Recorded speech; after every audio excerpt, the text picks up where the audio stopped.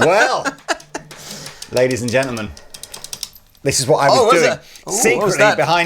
Secretly in my hand, underneath my hand, sorry, I was switching between whether you were hearing a Solar Sound reissue of the Tone Bender Mark II. This is a second-hand one that we've got in stock, but Solar Sound are the current owners of that original Tone Bender kind of circuit. They make beautiful handmade pedals. They sell for well north of £1,000, faithful recreations of the original Links ones. below if you want to buy that. Yeah, we've only got one of these. It's second-hand at the moment. Check that out. Loads of money. Welcome. Or, yes, welcome back. You don't need to know who we are. You already know who we are. Please like and subscribe. Because you can win one of these. Yeah, go on. Behringer have got 3 new pedals for 2025 that are all inspired by pedals of bygone eras. Fuzz Bender, Centaur, uni-vibe, 69 vibe. Uni-bender. So we thought in this, it just happens to be fortuitous that at the time of Behringer sending us these demo units, we happen to have one of these in second hand. Yeah. We've got a real clone.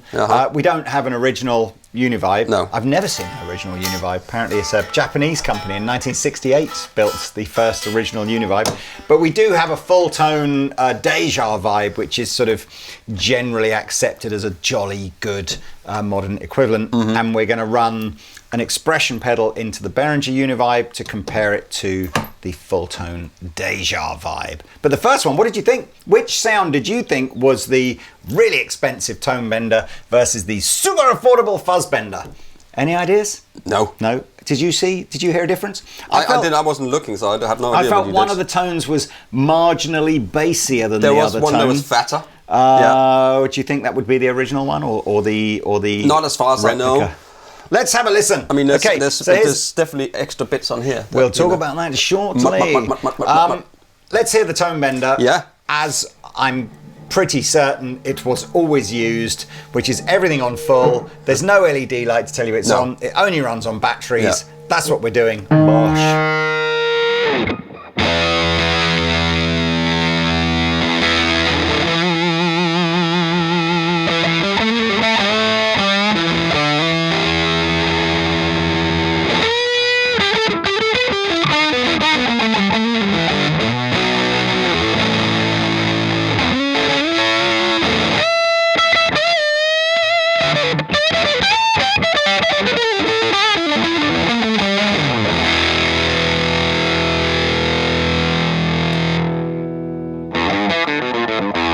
Good. We'll do the spitty test with it turned down a bit.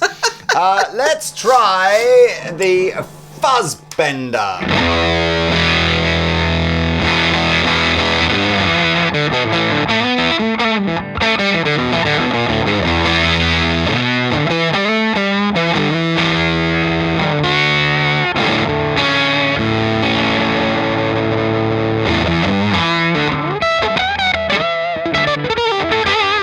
It's much more spitty. Is that full attack?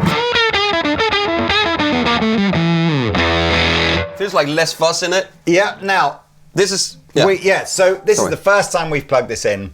There's no real information in the manual or on the internet that sort of suggests which Tone Bender era circuit this is trying to replicate. It just says 60s, and I think they've obviously played a little bit. If you look at if we go back to this Tone Bender and we switch it off, you'll notice that in order to maintain any sense that it's the same volume as the clean sound, it's always been at everything on 10s.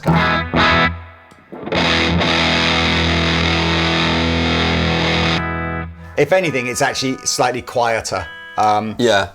The Behringer have definitely tried to compensate for that. So level at half here is more like the level that you get at full on, and then as you introduce more in, of course, you're getting a combination of the pedal doing more, the amp being pushed harder, so it brings on a different kind of characteristic. But let's have a little listen at the sort of, we can talk about all the different settings here. Let's go.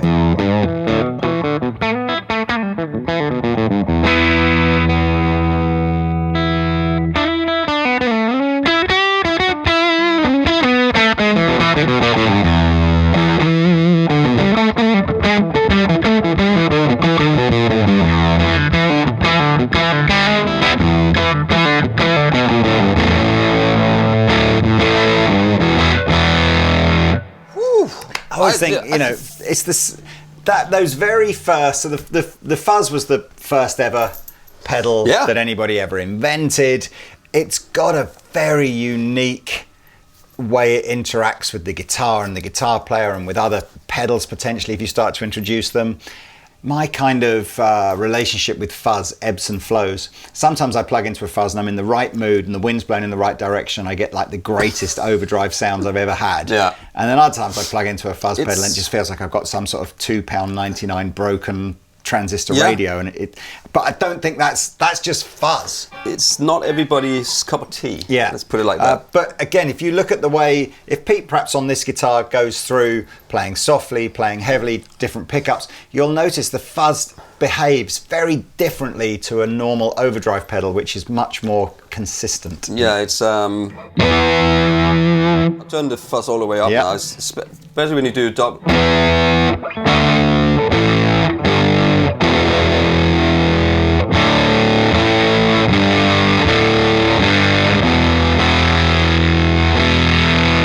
When you do chords and stuff, it's just there's so many layers of harmonics. You do a single note, that's when that fuzz is there.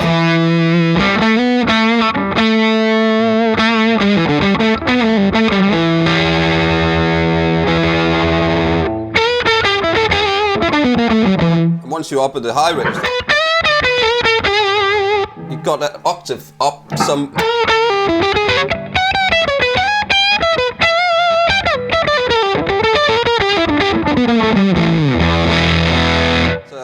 There's so many nuances in a Fuzz Can you do a bit of woman tone, maybe? What is that? I think tone rolled down, maybe neck pickup. How you play that again? I can never remember to play that. It's not necessarily a song, necessarily, is it? It's just that.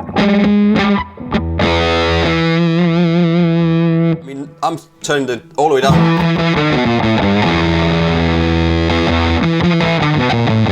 No difference. Look. Try going onto the neck.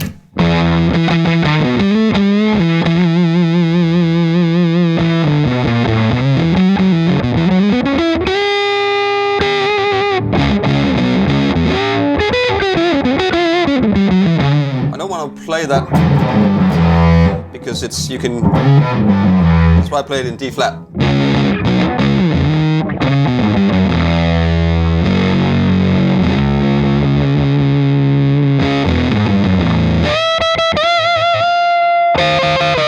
There's not much going on when I turn the tone control down, is there? I think that's the circuit. So as we can we try it with this one? Yeah, of course.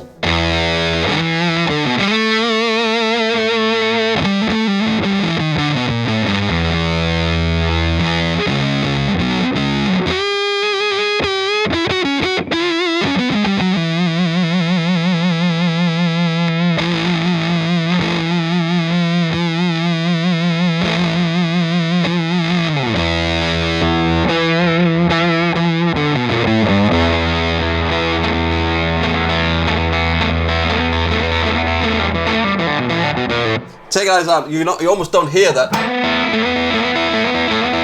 It sort of disappears. I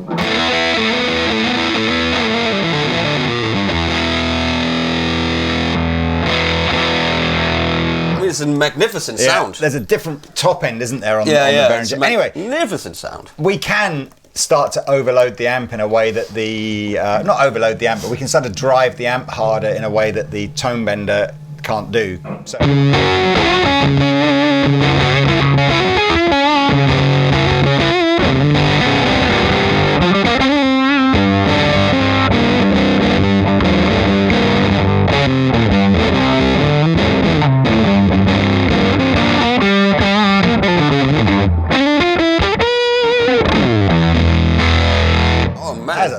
bass end coming through there, isn't it? Yeah. Now, it's got mod circuit. It's got this mod circuit on it that I'm really not a big fuzz aficionado, so I don't know what kind of mods would typically be going on these pedals, but it's a very different sound.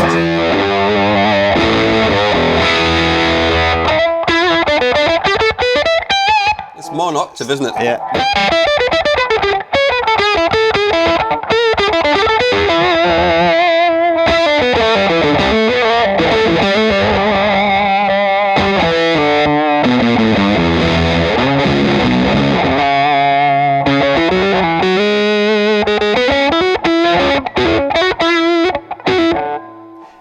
It's like a cocteau. Yeah, if I turn the volume down.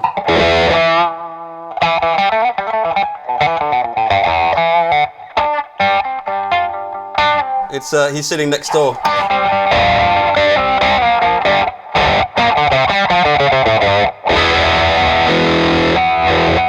Oh look, check this.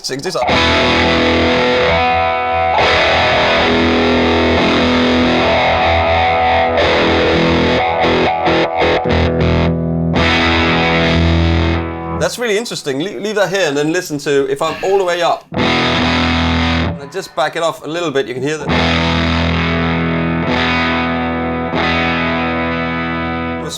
It's more distinctive here.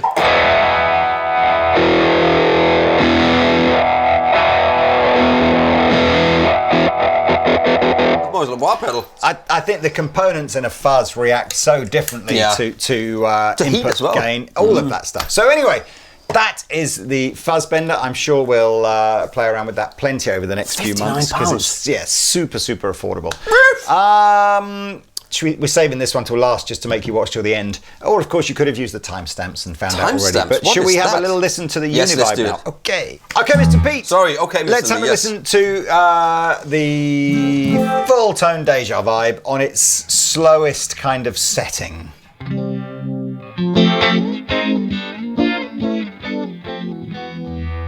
This is chorus mode in its vintage mode with its intensity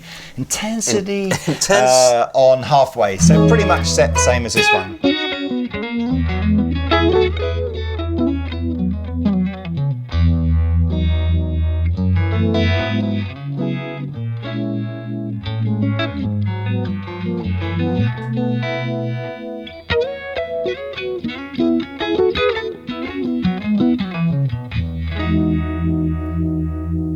The Behringer, obviously the expression pedal is an optional extra. So if I unplug the expression pedal, I would just use the speed control on here. As soon as you plug the expression pedal in, the speed control becomes redundant, and we're now adjusting the speed from here. So.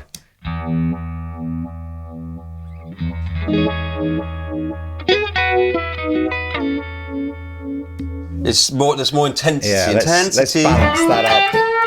Give us a chord.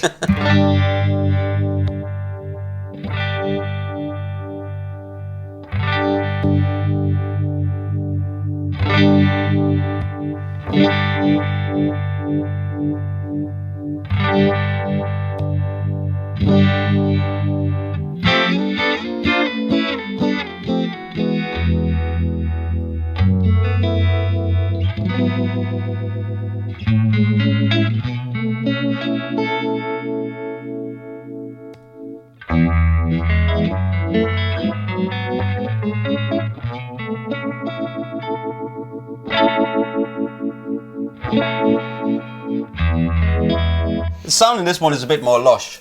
Yeah. But the price difference in these two is enormous. And I sort of feel, again, it's we've got to find the same. So it feels like this one is more intense, doesn't it? So, yeah.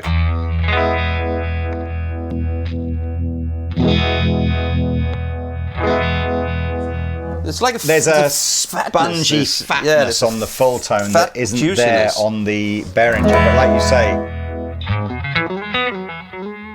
let's try the vibrato modes.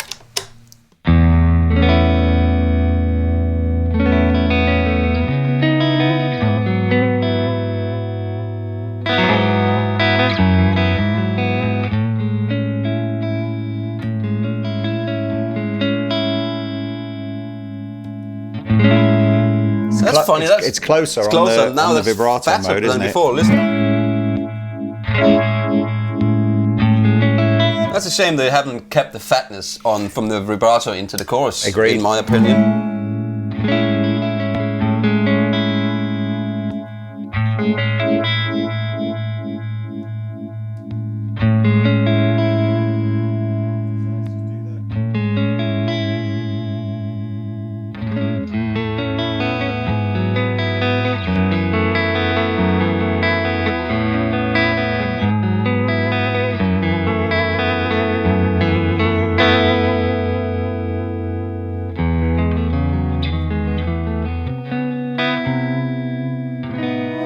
I would give the win to full tone on the chorus mode and the win to the Behringer on the vibrato mode. It's a big fat sound on there. It almost sounds stereo, although we're only running in mono. Let's just play that again. It's too quick, I think.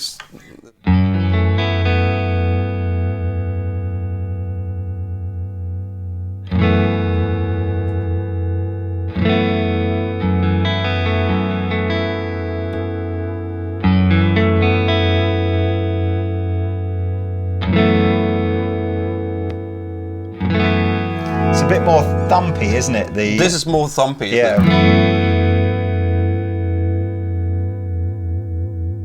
I can make this thumpier by turning it up.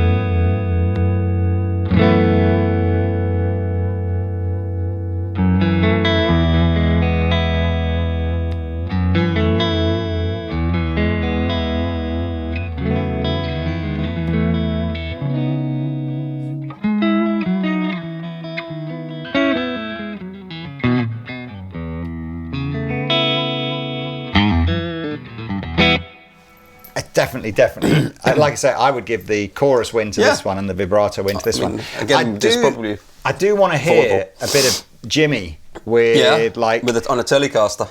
Well, I want to hear like the fuzz bender with the uni-vibe versus the tone bender into the Deja vibe. We could do that. Let's just see what happens. Oosh!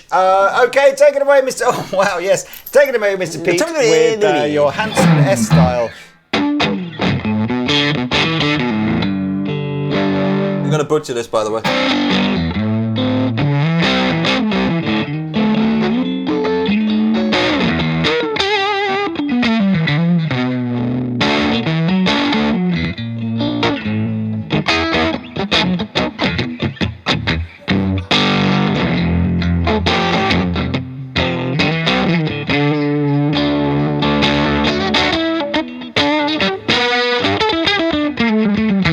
See, I told you I was going to butcher it, Do right? something funky and fast.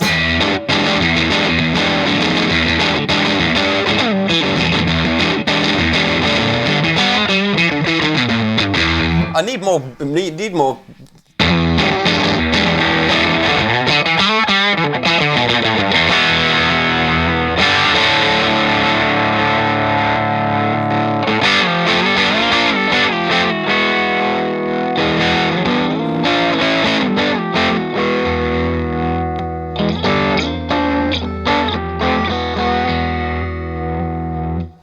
I tell you what you need. You need a 100-watt Marshall Super Lead behind you on absolute full. Anyway, that was just a bit of fun. Full here it comes, the one you've all been waiting for.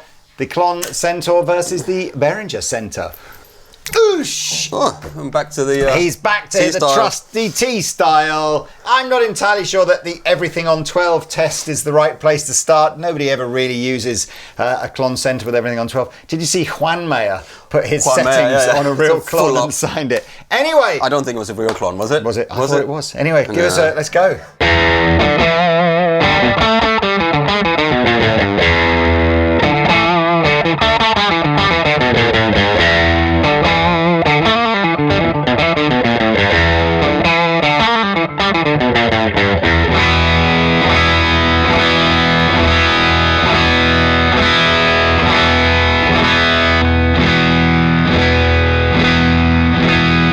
Yeah, that's the test. They sound exactly the same. They sound exactly the same. On that setting.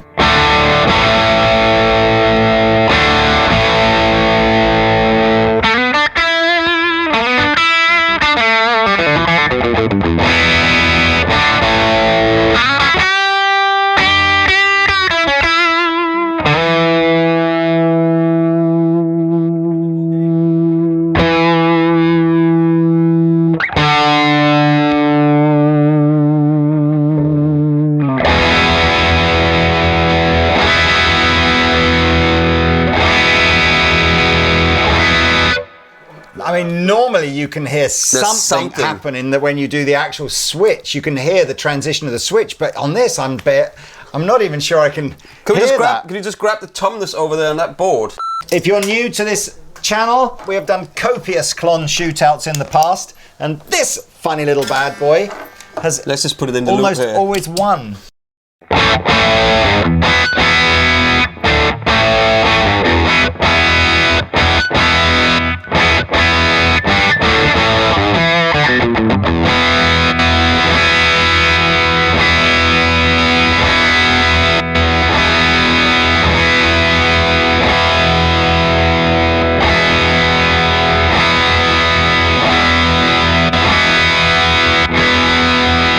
A little bit more treble in this one. It Yeah, sounds like it's a bit brighter, isn't it? Yeah.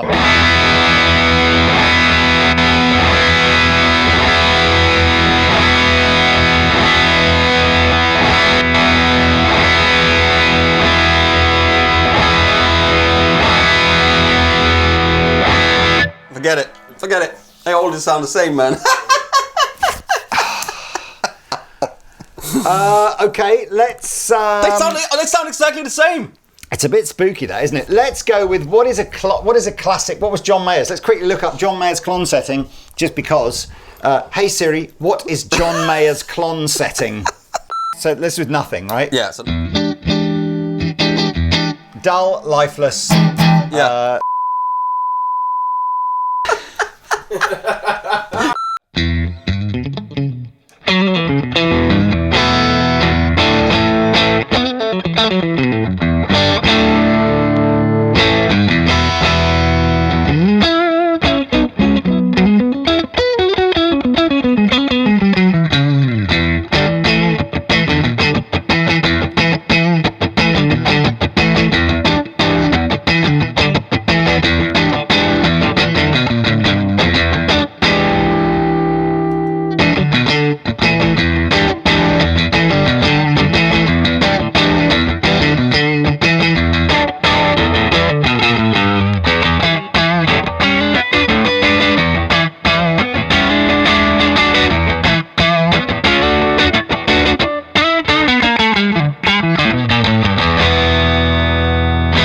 Sounds the same, man. It's just...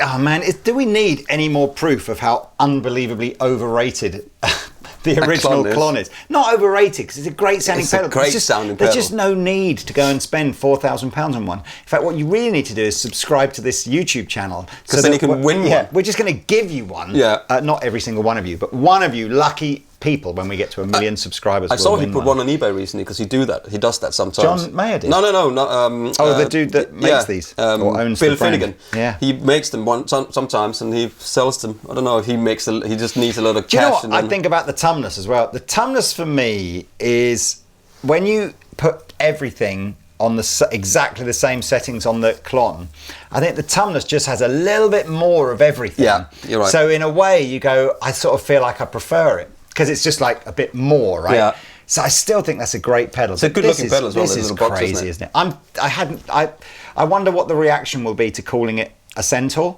because clearly Centaur's not trademarked. But sort of, there's obviously a respect issue. Some people don't avoid using that, whatever. But if it's not trademarked, it's not trademarked. So they're not breaking any laws. Is that Elon on that horse? It could well be, absolutely. Oh, it is, absolutely. There we are. Not much left to play. We've played it with a Silver Sky. We played it with a Telly. We played it with a Les Paul. Yeah. This is going to be humongously. It already has. How much been is humongously. it? 59 quid? Everything on here is like 50 quid, isn't it? I mean, as in every Behringer pedal. Lunatic. Whatever next, Mr. Pete. Probably another clon shootout. Another clon shootout. Right. Thank you very much. Stay tuned for that. See you in another video soon. Au revoir.